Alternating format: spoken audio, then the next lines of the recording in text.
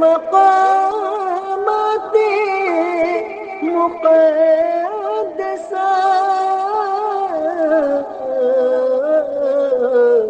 اللہ والوں سے ہے جو وابستہ،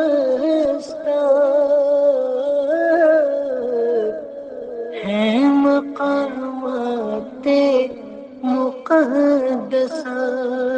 السلام علیکم ورحمۃ اللہ وبرکاتہ۔ چلیں آج آپ کو میدان کرب و بلا میں حضرت عباس علمدار رضی اللہ عنہ کے روضہ مبارک پر لے کر چلتے ہیں۔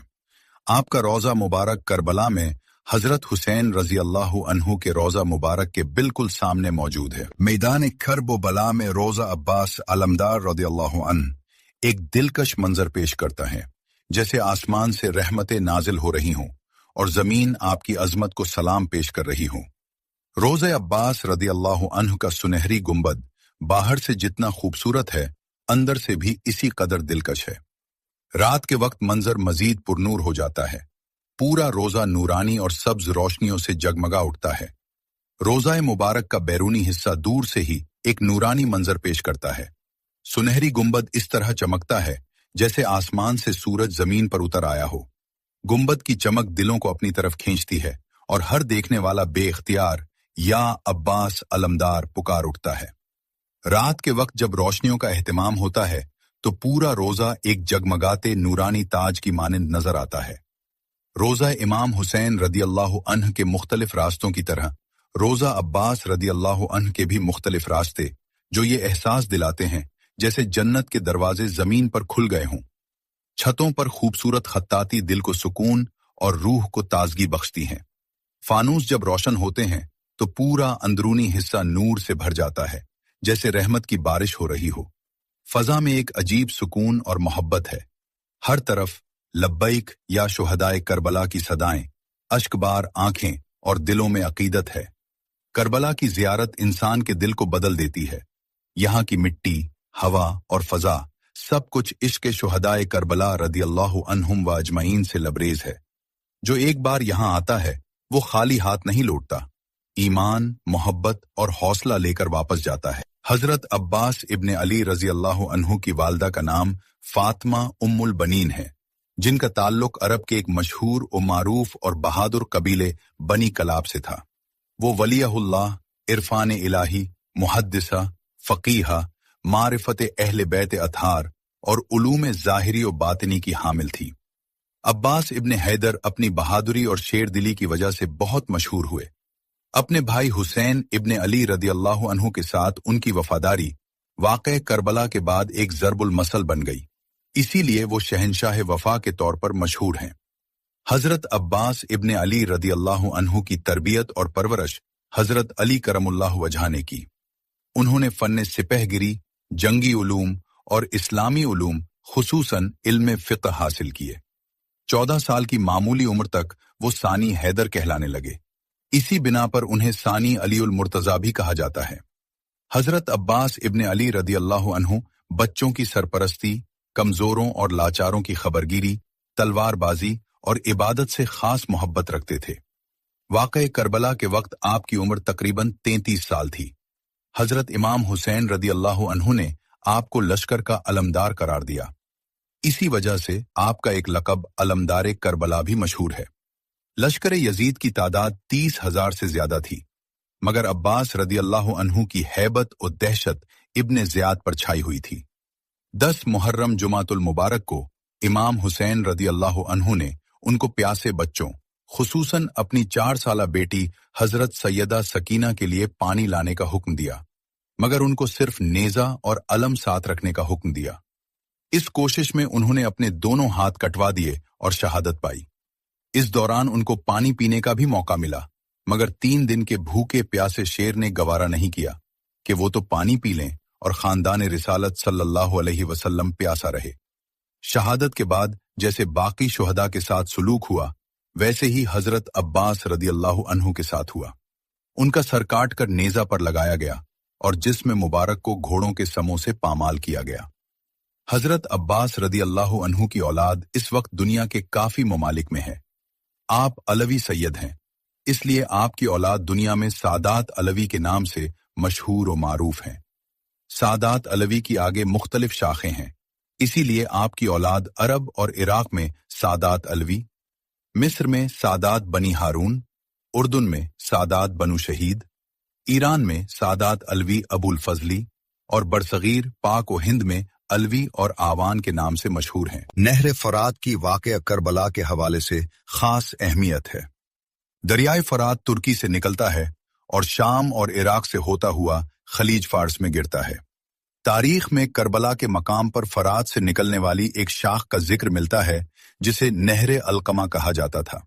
امام حسین رضی اللہ عنہ کا خیمہ اسی نہر کے قریب نصب تھا، لیکن یزیدی فوج نے اسی کا راستہ روک کر اہل بیت پر پانی بند کر دیا تھا۔ میدان کربلا میں فرات کا ذکر پیاس اور قربانی کی علامت بن چکا ہے۔ 7 محرم 61 ہجری کو یزیدی فوج کے کمانڈر عمر بن سعد نے ابن زیاد کے حکم پر فرات کے پانی پر پہرا بٹھا دیا تاکہ امام حسین رضی اللہ عنہ اور ان کے رفقا تک پانی نہ پہنچ سکے۔ کربلا کی تاریخ میں فرات کا نام حضرت عباس ابن حیدر کے ساتھ جڑا ہوا ہے۔ حضرت عباس رضی اللہ عنہ سقائے کربلا کے لقب سے مشہور ہیں۔ اسلامی روایات میں فرات کو جنت کی نہروں میں سے ایک نہر قرار دیا گیا ہے۔ احادیث میں ملتا ہے کہ یہ ایک مبارک دریا ہے۔ دریائے فرات اب بھی کربلا کے قریب سے گزرتا ہے۔ کربلا شہر کی زراعت اور پانی کی فراہمی کا دار و مدار اب بھی اسی دریا پر ہے۔ زائرین جب کربلا جاتے ہیں تو مقام کف عباس رضی اللہ عنہ، جہاں حضرت عباس رضی اللہ عنہ کے ہاتھ قلم ہوئے، اور فرات کی علامتی جگہوں کی زیارت ضرور کرتے ہیں۔ دریائے فرات صرف ایک دریا نہیں بلکہ کربلا کی تاریخ کا وہ خاموش گواہ ہے جو پیاس، ایثار اور حق و باطل کے مارکے کی یاد دلاتا ہے۔ حضرت عباس رضی اللہ عنہ، جنہیں تاریخ علمدار کربلا اور باب الحوائج کے نام سے جانتی ہے، شجاعت، وفاداری اور اخلاق کا وہ بلند مینار ہیں جس کی مثال نہیں ملتی۔ حضرت عباس رضی اللہ عنہ کی ولادت 4 شعبان 26 ہجری کو مدینہ منورہ میں ہوئی۔ حضرت عباس رضی اللہ عنہ اتنے خوبصورت تھے کہ مدینہ کے لوگ آپ کو قمر بنی ہاشم کہتے تھے۔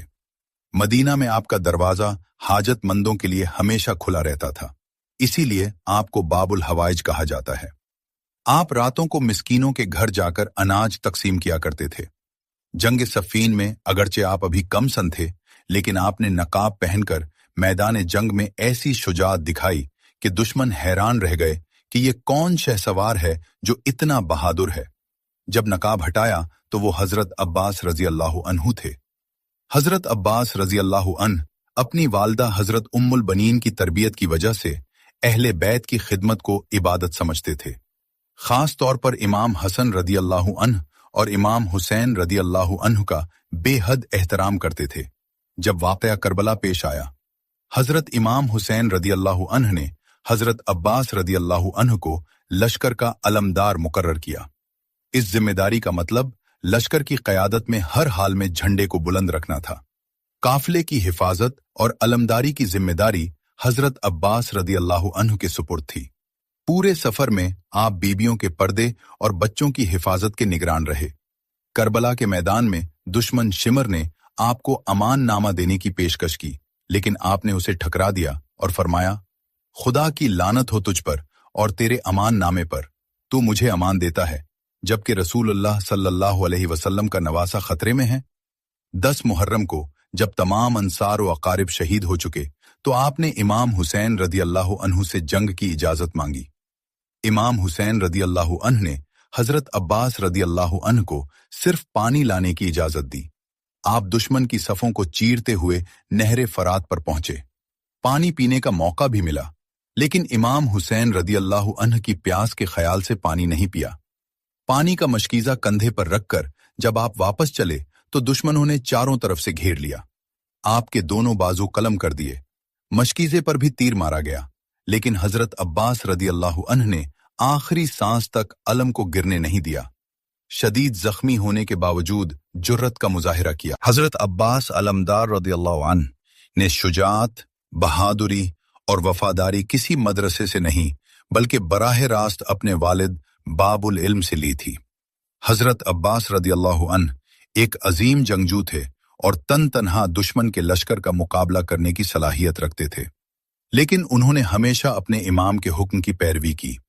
میدان کربلا میں جب انہیں پانی لانے کا حکم ملا تو انہوں نے اپنی شجاعت کو صرف حکم امام کے تابع رکھا اور جنگ کے بجائے مشکیزہ بھرنے کو ترجیح دی، اور یہ ثابت کیا کہ نظم و ضبط اور اپنے رہبر کی اطاعت میں ہی کامیابی ہے۔ آپ رضی اللہ عنہ کو شیر خدا کا شیر کہا جاتا ہے۔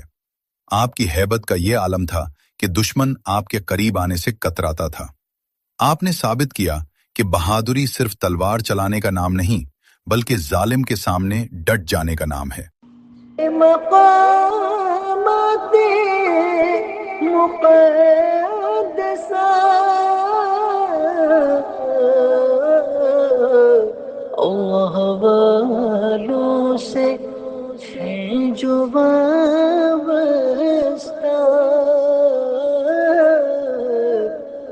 ہے مقامات مقدسہ، مقامات مقدسہ